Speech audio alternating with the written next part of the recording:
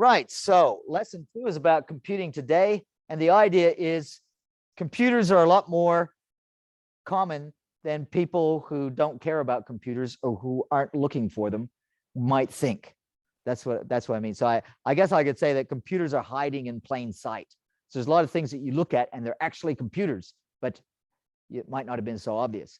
So if you drive a car, you have a computer. If you ride a motorcycle, you have a computer. I mean, if it's newer than than 1990, I guess, because they had to put computers in to run the electronic fuel injection. So you have a computer control of that. Now, why they did that actually, I believe, is because they had environmental controls. That was, they didn't want too much hydrocarbons and other pollutants going into the atmosphere. And so if we can control the exact amount of petrol and the exact amount of oxygen and nitrogen, I suppose, well, that's in the air. But I mean, compared to the amount of oxygen and nitrogen that's in the air, if we can control the amount of petrol that we actually put into the combustion chamber before we spark it and cause the explosion, then we can get a lesser amount of pollutants. And so there was environmental laws that caused that to happen. And so all the cars went over to EFI, and we had computers to control them. Now, those computers were set to get the least amount of pollutants. They weren't set to get the most amount of power. They're set to get the least amount of pollutants. And what that does is that actually, if any of you guys are car guys or anything like that, it actually means that you get a lean sort of a mixture. So a lean mixture is going to run hot. And so running hot, people don't like that sometimes because it doesn't give you as much power sometimes. It also causes bogging where if it's too lean. And but the computer adjusts to things like temperature to make it so that we don't get that bogging, to keep it smooth. So the computer is actually, it's not like we have a set amount of gasoline going into the engine that's changing all the time, depending on the temperature, depending on other things that the computer is sensing. So there's sensors around the car. There's an oxygen sensor that goes on your exhaust. And some of you guys would know this. Your car would stop, get a check engine light if the oxygen sensor is broken. And so it doesn't mean that your engine's broken, it just means that you need a new oxygen sensor. So you could get that. And likewise, other sensors in there. Some people will get a check engine light on their dashboard because they went to the gas station and they forgot to put the cap on. They forgot to put the cap on their gasoline. If you drive like that for a while, you'll get a check engine sensor. Why? Because the EFI, the electronic fuel injection, is pressurized. You have to pressurize the tank of gas so that you can inject that gasoline at the right pressure. And you can't pressurize an open container, right? So you have to have the lid on it so you can pressurize it so that you can get the thing. So you'll get a check engine light. And so, I mean, that's a simple one. I mean, if that check engine light comes on, what do? You put your gas cap back on, you go and disconnect the battery, all right? So that the computer's disconnected for a while, put it back on and your check engine light's gone. Easy. If that doesn't clear it, then you might have to connect it to a computer that you can buy these online. There's a place where you can connect this computer to your car and you can clear the codes doing that. Anyway, so what I've just mentioned there is you can have an outside computer that will connect to your car. Your car has a computer. You can change the computer. So if you're a racing person, you can plug in this computer to your car and you can adjust it so you get more power instead of having less emissions. And so you'll see that at racetracks. You'll see guys come out there and they're sitting there with their laptop computers and they're adjusting the CPU on the car so that they get something that suits the environment that they're racing in. Same with motorcycles. So computers in plain sight. That's one computer that's in plain sight. We're all using it. I think I mentioned just a minute ago about my key, right? There's a chip inside my key. So that's communicating with the computer there. It won't let me start that car unless that chip lines up. So actually, when you buy it, if you lose the key and you buy a replacement key, you have to initialize the chip. You have to, you have to mate the chip with the computer. Otherwise, you won't be able to use it. So there's a few steps that they have to go through. And if any of you've had to replace the key, you'd know that, the technician will come and do it. They know how to do it. It's only a few steps. But these are computers. So that's computers I talked to you about hiding in plain sight. These are computers that are obvious to us. They're computers. These are also computers. So this is a computer, right? This is a computer, and there's lots of other ones that we have. This is a really, really, really cool computer because it's very, very general purpose, right? Every year, there's new stuff that I can do on this computer, right? It's teaching me how to speak German at the moment, right? So every time I touch it, it comes up with a new German word. And yeah, so very nice computer. I go shopping on that computer. I navigate my car on that computer, right? You know, I use it as a calculator. I talk to my friends. I do social media. Yeah, you know, I watch movies. Yeah, it's a very, very useful little computer, that one. And you do the same. We could also have lots of computers hidden around our house. One of our colleagues, student, was telling me at the end of last night's lesson that he has his bedroom set up so that it's all smart home technology, basically. So using his mobile phone, he can set the temperature and turn it on and turn it off and do all this kind of thing. So you can have sensors that work throughout your house. You can control devices on your house using the internet, right? So you can have an application that runs on the internet, and then you have some kind of a radio in the device that you want to control. And then when I say a radio, it's going to be a Wi-Fi radio or a Bluetooth radio. And then you can control that device using something. You could be on the other side of the planet, right? You could be, you know, hanging out with your friends in Switzerland. I don't know if you go there or somewhere else. And you say, you know what? I think I'm going to change something at my house. You know, I'm going to water the plants, right?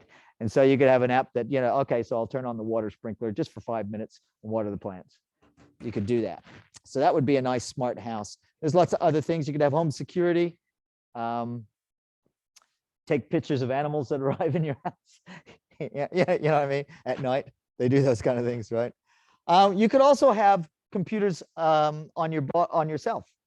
So this is very, very useful for medical patients. So supposing you or something like that, but they don't want to go to hospital. I mean, who wants to be in hospital, right?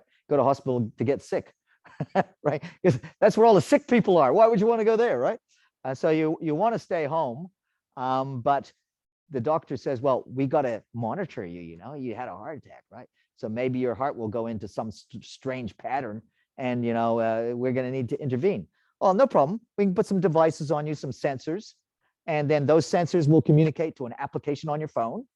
And then that application on your phone will communicate with an application that the doctor has. And then the doctor can monitor your vital signs, right? And so if your heart starts beating in an irregular way or some other thing happens, your doctor gets an alarm and then they can intervene. They can do something, you know, it's so that you don't have to die at home and you don't have to stay in the hospital. So those kind of things, as I said. So my watch, pretty simple watch, this one.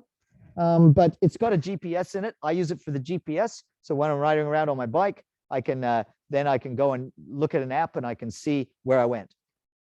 Okay, this is where you went. It also tells me a lot of other things. So you can see on there. No, you can't. Can you see the lights coming on? So you guys probably got something like that also. I notice it's on my wife's Apple phone thing. So basically what that's doing is it's measuring stuff on my skin. And from that, it's able to calculate what my heartbeat is. The stress, yes. So it can calculate my heartbeat. I mean, I think you can also put a sensor in there which will measure the amount of oxygen in your blood. And so that's kind of cool. So from that, you can calculate based on lots of information that they've got. As you say, you can extrapolate and say, well, this is what level of stress you've got. And then this is how many calories you burned today. And this is how many steps you took.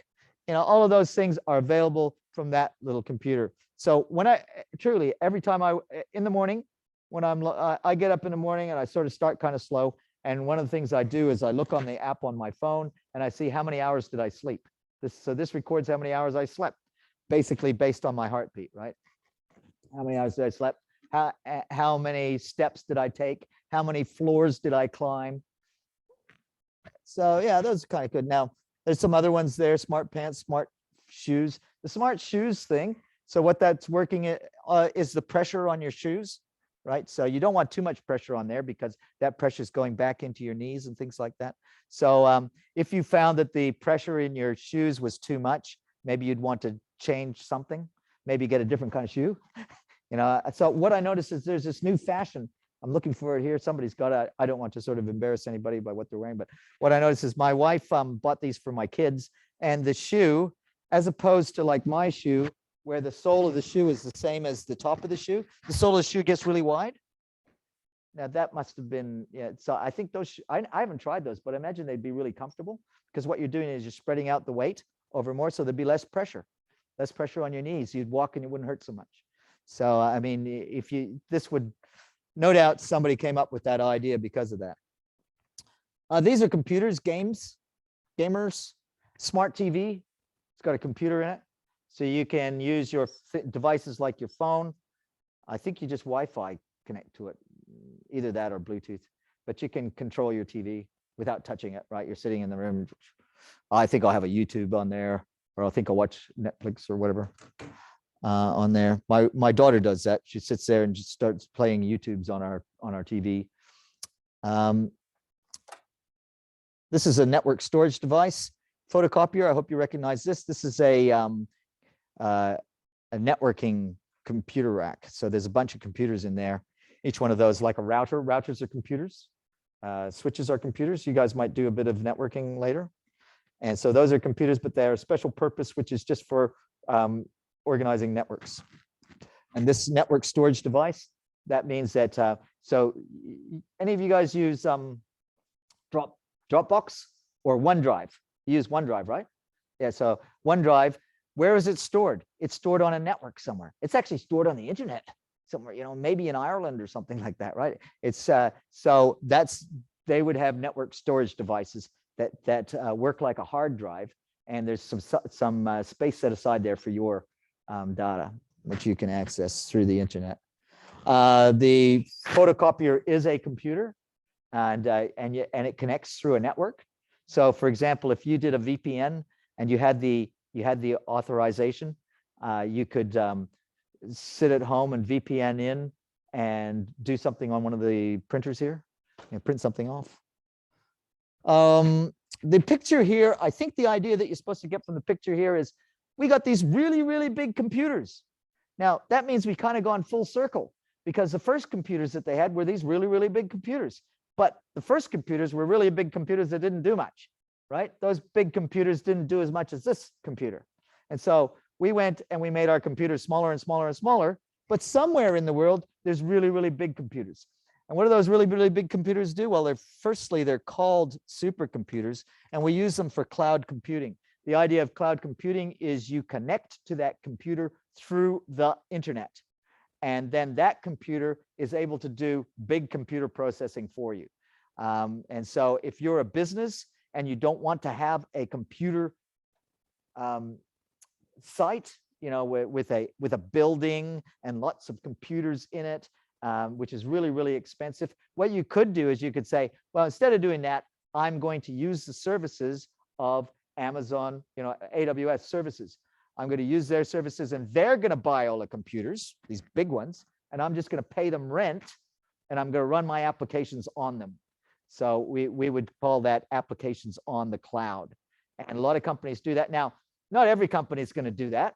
Like Arito's not going to do that, because they are here to stay. You know, they're not changing their business all the time. And so and the other thing is they got some security issues. They're not going to give that to somebody else. But, you know, if you're a startup business that's doing something different, that's going to change a bit, maybe it makes sense to not build a big computer thing yet. You're not in the business of computers. You're in the business of selling something or something. So you want somebody else to handle that. If you're a Rito, you're in the business of computers. Really, half the people working at Rito are computer people, right? And so, yeah, that makes sense for them. Or even if you're a bank, well, if you're a bank, you want computers because you don't want to give that to somebody else. You don't want the AWS people sort of having your bank accounts. You know, you want to secure that. But other businesses, yeah, it makes a lot of sense to just run it on somebody else's computer system, and you just pay them rent instead of hiring a lot of computer people and building a lot of buildings and putting a lot of computers in it. You can just pay them rent to do that. All right, so why do we like computers, or what do computers do? They're fast. Yeah, really fast. We saw that in a previous slide, right? Billions of cycles per second. you can do things really fast. So the example I mentioned to other classes is somebody in Qatar, if they wanted to, could do a query and find out how many people are there in Qatar today that have not been vaccinated. And we know that because everybody in Qatar's got a Qatar ID, right? So that's all registered with the government. That's on a computer database, all right? And everybody who has been vaccinated, that has gone into the ITRAS database. And those two databases could be collated together, and we can find out who hasn't been vaccinated. So I'm sure that there's somebody there that would know, if they wanted to, exactly how many people. And then they could do another query, and they could find that answer really, really quick, if they had the right computing software and hardware to do that. And maybe they'd have a query like, well, where are those people that haven't been vaccinated? Where are they living? And, what are they doing? And I'm sure you can see the thing. So we can do that really, really fast. Computers have a lot of storage capacity, and we sort of talked about that, particularly those big ones, those supercomputers on the web. And computers are accurate. What we mean by the accurate is if you program it correctly with the correct formula and stuff like that, not only will they get the right answer once, but they'll get the right answer every time, right? They do it the same way every time. So if you want to calculate some taxes or something like that, it'll calculate everybody's tax the same. It does it the same every time. Now, the versatility, we can use computers for lots of different things, right? So those big mainframes there that AWS has, the supercomputers, every different kind of business can use it for something. My mobile phone, I can use it for so many different things. This is a computer. It's absolutely a computer, and there's many, many things. And every year I get more things. I mean, how many apps are there in the App Store, right? And just really smart people that are young people like you come up with new ideas for apps all the time. The apps, generally, the people who are developing those apps are looking at it from the point of view of, what can I do to make somebody's life better, that they would be prepared to use my app so I can make money, right? So generally the apps are useful, otherwise people wouldn't use them, right? All right, so I don't know what you know about maths. You know about exponentials, and you know about logs. You don't need to know about exponentials and logs to understand this, because I'm going to explain it. But basically, an exponential function is a function that increases exponentially. So kind of like that, if you drew a graph, that's an exponential graph. And so it's kind of hard to interpret those graphs and understand what they mean. So what we have is we have this concept of a logarithmic scale. The idea of a logarithmic scale is we say, okay, if these are the equal distance markers on the scale, each one of these is 10 times the one below it. So that's a logarithmic scale. Okay, so instead of going up 1, 2, 3, we go up 1, 10, 100, 1,000, 10,000. So that's a logarithmic scale. And so we can take a graph that would go like that, and we can turn it into something a bit more linear. And that's what we've got here. Is we've got, if you look at that scale, 10,000, 100,000, million, 10 million, 100 million, right, billion. So that's a logarithmic scale. We needed to use a logarithmic scale because otherwise the graph went up too fast and we wouldn't be able to make any sense of it. And so that very, very fast graph is representing the number of transistors on integrated chips as we went from the year 1971 to the year 2016. And so what we see is the logarithmic graph looks kind of straight, but going up. So if you can imagine, the actual normal graph would show an exponential upgrade. So in other words, it's happening so fast that the curve is so steep, we actually have to look at it in a logarithmic scale. So there's that. So the number of transistors would relate to how much storage you have in your memory, and would also relate to speeds. And so we've got another one, which is direct relationship to speed, with this thing called giga floating point operations per second, gigaflops. And so again, we've got the logarithmic scale, 10, 100, 1,000, 10,000, yep. And again, we've got the line going up. So if we hadn't used the logarithmic scale, we would have got something going basically straight up like that. And so this is the speed of our processors. And that's been going up quite a lot. So bottom line of that is that, yeah, our computer processing power is going up quite a bit, quite quickly. So here we want to explore in our minds, just by looking at things that we've noticed in the last 30 years, have the computers been able to sort of compete with humans? So that would be the Turing test, right? The Turing test. Can a computer compete with a human in an intellectual contest of general intellect and win? All right, so a computer can beat a human at chess because Kasparov was the world champion of chess, and Kasparov was beaten by a computer in 1997. So computers can beat humans at chess, but chess is a very constrained thing, right? It's got rules. And so that doesn't actually pass the Turing test yet, but it's not bad. Computers can beat people at game, which is a general knowledge game. So Jeopardy is a general knowledge game. Sort of what trivial facts do you know, right? And so people can absorb a lot of trivial facts.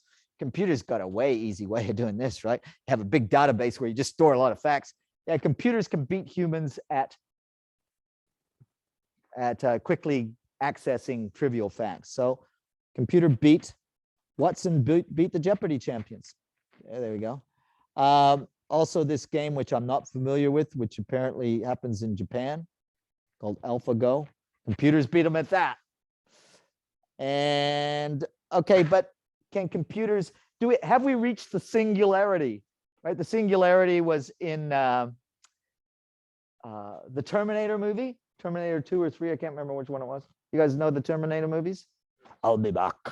Right, you know, it's that one, right? So the idea behind that was that Skynet, was it Skynet? I think it was Skynet, right? So some really smart computer engineer developed Skynet. And when Skynet became live, the computers became self-aware. That was the singularity. So when a self-aware computer is like a human in intelligence. So it's smart like a human, but faster. Oh, that's kind of scary. And so the self-aware computer sort of looked around and said, well, these humans aren't doing a real good job. You know, they've got climate change going and they're always fighting, and you know, maybe we do better without them as computers. And so we got the Terminator, really bad. Are we at Terminator point? I don't think so, not yet, right? So there's no self-awareness in computers yet, and hopefully, if we ever approach that, then some smart computer engineers will pull a plug, right? So that's what I'm hoping. But the example I like to use this, and I'll use this to end this lesson. Computers can't even do self-driving car. It hasn't happened. It doesn't work yet. Now, do I think that they'll never be able to do a self-driving car? Yeah, they're going to be able to do a self-driving car, but I'll just give you two examples to show how they haven't. In 2016, Uber. So Uber and Google were making this big deal. Oh yeah, we're going to have self-driving cars, you know, and we won't need all those Uber drivers. You know, everything will just be automatic. You know, self-driving car. You won't have to drive it. You just get in and it'll go where you want. In 2016, an Uber car, which was a self-driving car on testing, they were testing the self-driving car. It came up to a pedestrian crossing. A lady pushing a push bike, not on the pedestrian crossing, but before the pedestrian crossing, walked out in front of the Uber car. Uber car hit her and killed her. No more Uber cars like that for a while, right? So, you know, has anybody been talking to you about self-driving Uber? Not now, right? They were in 2016, but now not so much, because that's a problem, right? As soon as you got a self-driving car, a computer killing people, well, then we have to go back to the drawing board, right? We have to start again. 2018, a Tesla car, husband, father and son got in the car. Father sits in the not the driver's seat, the passenger seat. Son sits in the back seat. We're going to go and test out the autopilot. They went for a drive in the autopilot, and they crashed, and both of them died. And so, you know, so Tesla is going to, Tesla's like, yeah, we got autopilot, but you need to sit there and watch it. All right. So eventually they will get there. I think so. Why do I think they haven't got there yet? And I think it's because the engineers, they're physicists and stuff like that, but they haven't really understood everything to do with what we do in our heads, our brains, right? The human brain is really quite complicated. Sure, you can make a supercomputer that's as complicated as a human brain, maybe, but maybe they haven't quite got there yet. And so why am I talking about the brain? Because when you see something, it's not just your eyes. There's a big part of your brain that's working there, right? You have to recognize patterns and relationships and things like that. Certainly, if you're going to see a woman pushing a push bike across the street, it takes more than just eyes, cameras. It takes some thinking. And we do it really good, but computers not so much yet. Yeah, I guess they will get there. I'm going to leave it at that. If you have any questions, I'll be here for a minute. All right. So any questions?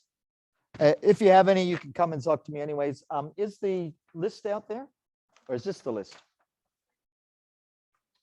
Anybody who didn't sign can sign on. And yeah, if you want to leave, you can leave. Cheers. Cheers, mate.